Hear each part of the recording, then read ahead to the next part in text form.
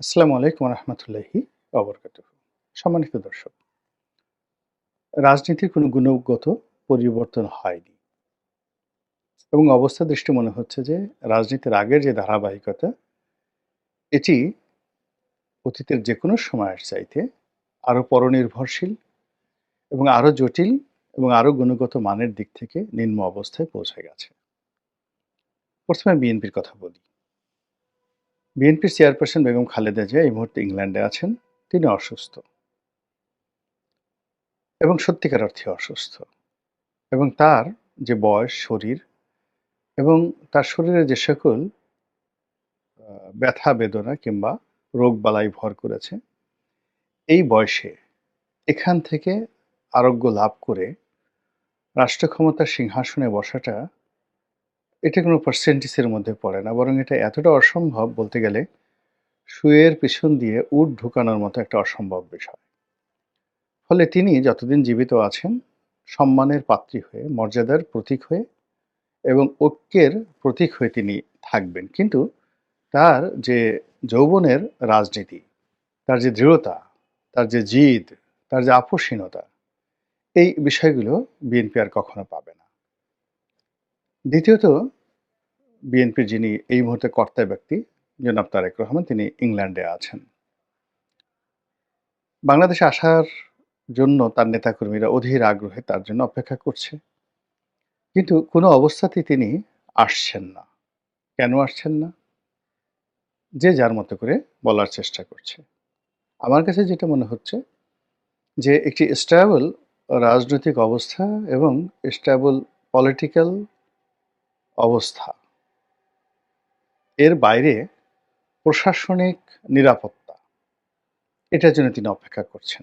আপনারা জানেন যে 111 এর সময় তাকে গ্রেপ্তার করা হয়েছিল, তার উপর নির্মম নির্যাতন করা হয়েছিল। যে সকল দৃশ্য আমরা দেখি তাতে যেটি ব্যাপকভাবে প্রচারিত যে তাকে আয়নাঘরে রাখা হয়েছিল, যেটা তিনি স্বীকার করেছেন। তাকে ডিজিএফআই, তৎকালীন ডিজিএফআই তাকে ফ্যানের সঙ্গে টানিয়ে তাকে বেদম প্রহার করেছিল। অনেকে বলেন যে তার মেরুদণ্ড ভেঙে দেয়া হয়েছে। বীভৎস নির্যাতনে তিনি কুঁকড়ে পড়েছিলেন এবং দীর্ঘদিন পিজি হাসপাতালে তিনি ভর্তি ছিলেন। তো যাদের জীবনে এই ধরনের জুলুম এবং অত্যাচার একবার হয়, ওই আতঙ্ক, ওই ঘৃণা, ওই দেশ কিয়ামত পর্যন্ত তাদের শরীরে, মন, মানসিকতায় ভেসে বেড়ায়। অধিকন্তু তার সঙ্গে যারা আছেন, তার কন্যা এবং তার স্ত্রী, তারা 111 এর সময় যে বীভৎস সময় পার করেছেন। স্বামী গ্রেপ্তারকৃত, শাশুড়ি তিনি সেন্ট্রাল জেলে রয়েছেন।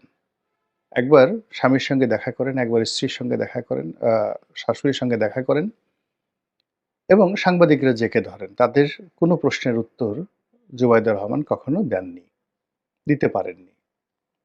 ফলে তাদের উপর এক ধরনের মানসিক চাপ গেছে এবং সেই চাপ সঙ্গত কারণে তারা কাটিয়ে উঠতে পারেননি। আমরা দেখেছি বেগম জিয়া যখন মরণাপন্ন ছিলেন, ঠিক সেই সময়টিতে তার দ্বিতীয় সন্তান কোকুর স্ত্রী বারবার এসেছেন। শর্মিলা রহমান এসেছেন। কিন্তু জুবাইদুর রহমান বাংলাদেশে আসেননি বা আসার মতো পরিবেশ তিনি অনুভব করেননি। এর কারণ হলো ওই যে তার যে ট্রমা, 111 এর যে ট্রমা, যেটি কোকুর স্ত্রীকে ওইভাবে আকর্ষণ করেনি বা ওইভাবে আঘাত করেনি, যেটা জুবাইদুর রহমানকে করেছে। তো সেই ট্রমার কারণে তিনি বেগম জিয়াকে দেখতে আসেননি। আর এখন আওয়ামী লীগ জমানাতে তাদের জন্য বা তাদের পরিবারের জন্য অন্তত একটা জিনিস ছিল, সেটা হলো জেলখানাটা নিরাপদ ছিল, রাষ্ট্রীয় গ্যারান্টি ছিল এবং রাষ্ট্রের অনেকগুলো ইনস্টিটিউশন অ্যাক্টিভ ছিল। সেটা এখন নেই। ফলে এই জমানাতে যারা আমরা ভালো আছি, আল্লাহ আমাদেরকে ভালো রেখেছেন। আর যারা ভালো নেই, তারাও আল্লাহর কাছে সাহায্য চাচ্ছেন। কোনো বান্দার কাছে সাহায্য চাওয়ার মতো অবস্থা এখন আর বাংলাদেশে নেই। ফলে তারেক রহমান সাহেব এবং তার পরিবার বাংলাদেশে আসতে পারছেন না। ফলে বিএনপি রাজনীতি তছনছ, ভ্যাবাচ্যাকা, এলোমেলো, কটর-মটর, লডর-বডর সবকিছু হয়ে গেছে। তিনি লন্ডনে বসে চেষ্টা করছেন নিয়ন্ত্রণ করার জন্য। কমিটি বাদ করছেন, বহিষ্কার করছেন, হুমকি দিচ্ছেন, ধামকি দিচ্ছেন। কিন্তু কাজের কাজ কিছুই হচ্ছে না। বরং বিশৃঙ্খলা আরো বেড়ে যাচ্ছে। এর মধ্যে যারা অপকর্ম করছেন তারা একটা ভাগে বিভক্ত হয়ে ধরো মারো খাও এবং ওই রাক্ষসের সেই হাও-মাও খাও।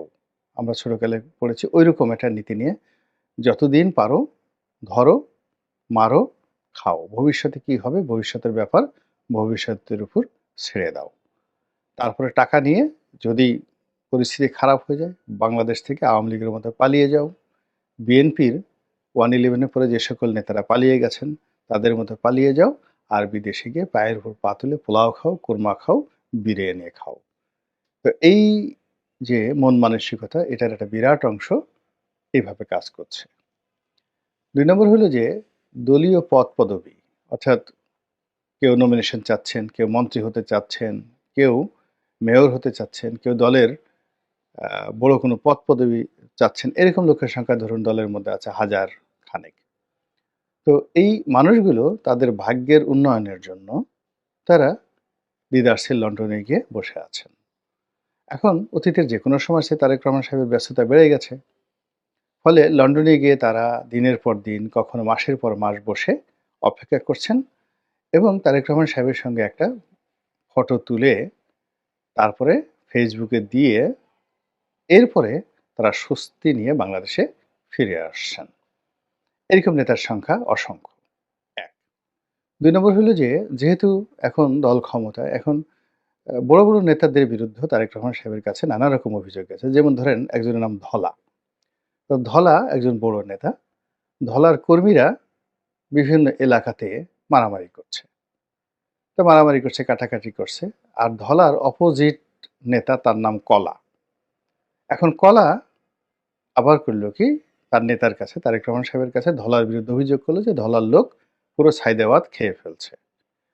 আবার ধলার যারা লোকজন আছেন বা ধলার নিচে কলার বিরুদ্ধে অভিযোগ করল যে এখানে অন্য কোনো বিষয় না, এই এলাকাতে আমরা শান্তি শৃঙ্খলা বজায় রেখেছি এবং মিস্টার কলা এখানে আসতে পারেন না। আমরা ব্যারিকেড দিয়ে রেখেছি এজন্য আমাদের বিরুদ্ধে তিনি আপনার কাছে বলেছেন। ফলে এই ধলা কলার ছলা কলায় জনাব তারেক রহমানের নাক, কান, পঞ্চ ইন্দ্রিয় ঝালাপালা হয়ে গেছে। এবং দিন শেষে তিনি সবার সঙ্গে রাগ করছেন, অভিমান করছেন। আবার এই অভিমান করার জন্য ধলা কলা, ছলা কলার বস্তা ভরে আবার তারা লন্ডনে পাড়ি দিচ্ছেন। তো এই গেল বিএনপির অবস্থা লন্ডন কেন্দ্রিক। শেখ হাসিনার যারা লোকজন এরা আবার দিল্লি কেন্দ্রিক।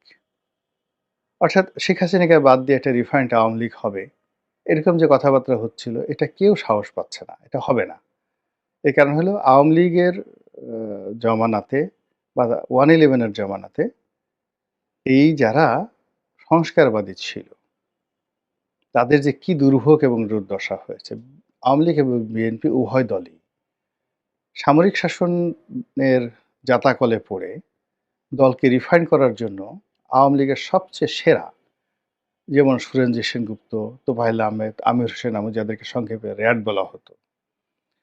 তাদের সঙ্গে জনাব সাবির হোসেন চৌধুরী, বগুড়ার আব্দুল মান্নান সাহেব, তারপরে শেষে আখম জাহাঙ্গীর হোসেন সাহেব, মাহমুদুর রহমান মান্না সাহেব থেকে শুরু করে মানে শেখ হাসিনা রিক্রুট করা সবচেয়ে মেধাবী যারা লোকজন তারা এবং বঙ্গবন্ধুর হাতের রিক্রুট করা মেধাবী লোকগুলো সব শেখ হাসিনাকে মাইনাস করার চেষ্টা করেছে কিন্তু হয়নি। একইভাবে বেগম খালেদা জিয়াকে মাইনাস করার জন্য মেজর হাফিজ, তারপরে শেষে সাবেক সেনাপ্রধান মাহবুবুর রহমান মানে মির্জা ফখরুল সাহেবের ভগ্নিপতি তিনি, আব্দুল মান্নান ভূঁইয়া থেকে শুরু করে আরো অনেকে একেবারে হাওয়া ভবনে যারা ঘনিষ্ঠ ছিলেন তারেক জিয়ার মানে রীতিমতো জুতো টানার জন্য যারা সকাল থেকে ওই হাওয়া ভবনের সামনে গভীর রাত পর্যন্ত দাঁড়িয়ে থাকেন, ইস যদি একটু জুতোটা টানতে পারতাম। তো এইরকম ছাত্রদল, যুবদল এবং বিএনপি অন্ততপক্ষে ঘনিষ্ঠ ১,০০০ সেই নেতাকর্মী তারাও এই মান্নান ভাইয়ের সঙ্গে যোগ দিয়েছিলেন।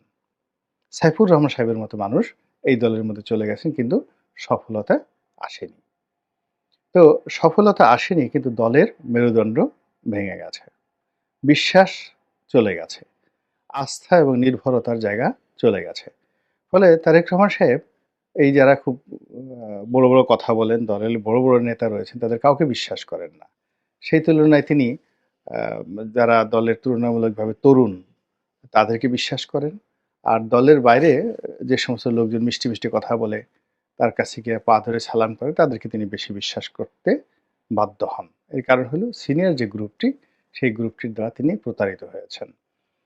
তো এই কারণে কি হলো, এই নতুন একটি রিফাইন্ড আওয়ামী লীগ হবে বা এই মুহূর্তে বিএনপি আওয়ামী লীগকে মাইনাস করে আবার -2 ফর্মুলা হবে। এটি নিয়ে কথাবার্তা শোনা যাচ্ছে কিন্তু এটা সম্ভব হবে না। বাংলাদেশের যে ট্র্যাডিশন সেই ট্র্যাডিশনে সম্ভব হবে না। তো আগে যে লন্ডনের কথা বললাম সেই লন্ডনের কথা বাদ দিয়ে এখন দিল্লির কথা বললি। যারা বাংলাদেশে আছেন তারা অনেকে যারা রাজনীতি করতে চান, যাদের মুখোশ এখনো উন্মোচিত হয়নি, তারা বাংলাদেশে থেকে কেউ কলকাতা যাচ্ছেন, কেউ দুবাই যাচ্ছেন, কেউ আমেরিকাতে যাচ্ছেন। ওখান থেকে গিয়ে আবার নেত্রীর সাথে কথা বলছেন। অনেকে দিল্লিতে আসছেন।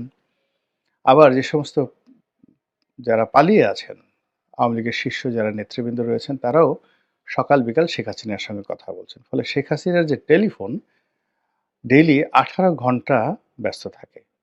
সমস্ত নেতাকর্মীদের সাথে কথাবার্তা বলতে হচ্ছে এবং ওই দিল্লি থেকেই আবার নতুন একটি আওয়ামী লীগ তৈরি হচ্ছে।